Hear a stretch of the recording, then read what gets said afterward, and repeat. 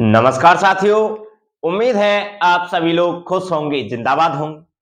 मित्रों, जैसा कि आपको पता था, कल आपकी 2 फरवरी को यूपी लेखपाल वैकेंसी को लेकर सुनवाई थी। लेकिन यह भी पता चल गया है कि आपकी जो सुनवाई है उसको 1 हफ्ते टाल दिया गया है। अगर इस आधार पर आपकी जो सुनवाई है वो टालते गए, अगर सुनवाई पर सुनवाई की डेट मिलती गई, तो आपका रिजल्ट कब निकलेगा वो आप इस वीडियो में जानने वाले हैं। वहीं पर आखिरकार कोर्ट से कब तक फ्री होगी ये भर्ती, कब तक कोर्ट यह सुनवाई टालेगा, कब आपकी भर्ती इस कोर्ट से फ्री होने के चांसेस हैं, क्योंकि आपको पता है 2 केसेस चल रहे हैं।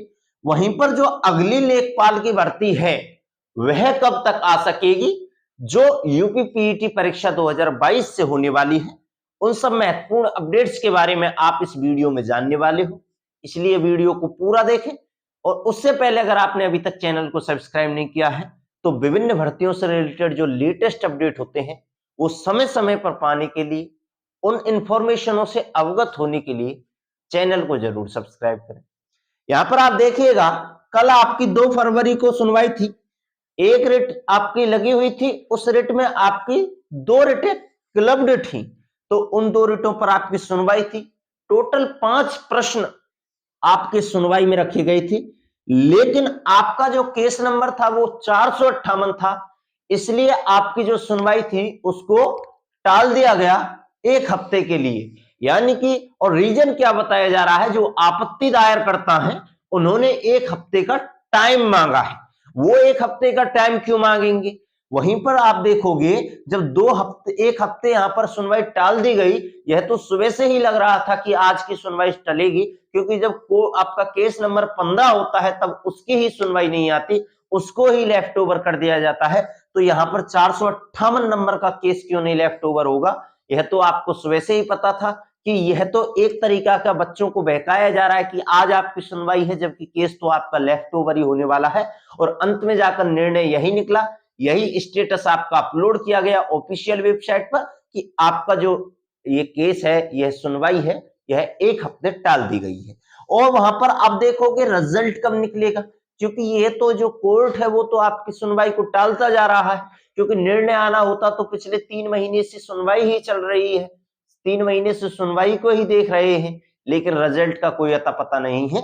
तो यहां पर अब रिजल्ट कब तक निकलेगा, तो मैं आपको बता दूं, अगर इस तरीके से आपकी जो सुनवाई है वो टलती गई, आपको भी पता है आपके कितने केसेस हैं, आपके 2 केसेस हैं, अगर इस तरीके से आपकी सुनवाई टलती गई तो आपको जो रिजल्ट है वो आपको देखने को मिलेगा पूरी साल निकलने के बाद, क्योंकि यहां पर ये कोर्ट केस को खत्म करने का कोई मना ही नहीं कर रहा है, कोई एक्शन ही नहीं ले रहा है। लेकिन आप लोगों को सामने आना होगा, अगर आप लोग अपने हक के लिए लड़ोगे तो यह रिजल्ट आपको बहुत जल्द देखने को मिलेगा, क्योंकि प्रशासन और शासन दोनों की यही चाल है कि यह 2024 तक भर्ती खींचे, जितनी भी भर्तियां हैं उन सबको 2024 तक रोके, जिससे चुनावों पर डायरेक्ट इफेक्ट पड़े।